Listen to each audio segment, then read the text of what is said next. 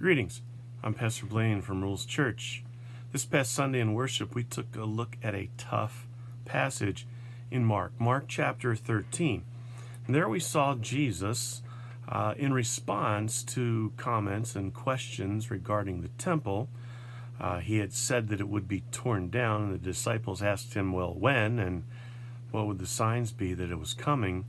Jesus replied, and he went round and round telling them that they were going to be in for a hard time and that they should watch out, that personally they would be dealing with difficult things, and that even when it seemed that the end had to be very near because of wars and rumors of wars and unthinkable division between people, even families, well, that kind of thing just happens. The answer to the question of when was no one knows. Only God the Father knows. The best thing that the disciples can do is just simply to be ready. 6 times throughout this passage, 6 times in slightly different ways, Jesus tells them, be on guard, be ready, get ready. Now, this is not the kind of teaching that we're used to with Jesus. Usually he is so personal, but here he points to the great big plan of God in which we are really only a tiny little part. And now for another thing.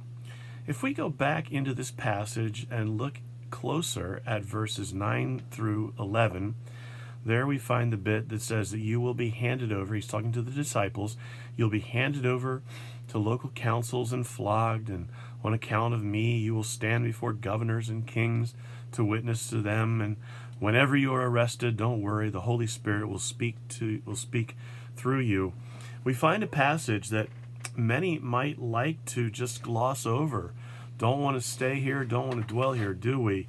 Most don't. But you see, this passage is one that we must not gloss over. It's one that we shouldn't just skip past. You see, this passage doesn't suggest that this is a possibility.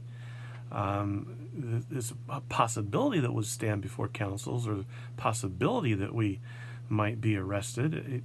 We cannot think that this doesn't apply to us either. Let's address that. We shouldn't think this doesn't address us, because if we consider ourselves followers of Jesus Christ, that means that you are a modern day disciple. So when Jesus speaks to his disciples and tells them of these things that are to come, we need to see that these are a very real probability. They are things that may be expected if we are following Jesus, truly. Now, you may not be brought before a king. You may not be brought before the governor or Supreme Court or something like that. But if you are living out your faith truly, there will be points of confrontation that you're involved in where faith comes into conflict with the way of the world. It might happen at your dinner table. It might happen over the fence between neighbors. It might happen in a school board meeting or in a workplace, all kinds of places. But if you are living by faith, truly standing up for your faith and trying to live it in obedience to Jesus, there will be conflicts. There will be points of dissension, division between you and the rest of the world. You're going to come into conflict. The only way that would not happen, that it would never happen that you come into conflict with someone, as Jesus is describing, is if you weren't living by faith. Well, then there would be no conflict, because there would be no issue, because you would blend in and look no different from the world that you are living in. So there we have, I hope, some food for thought.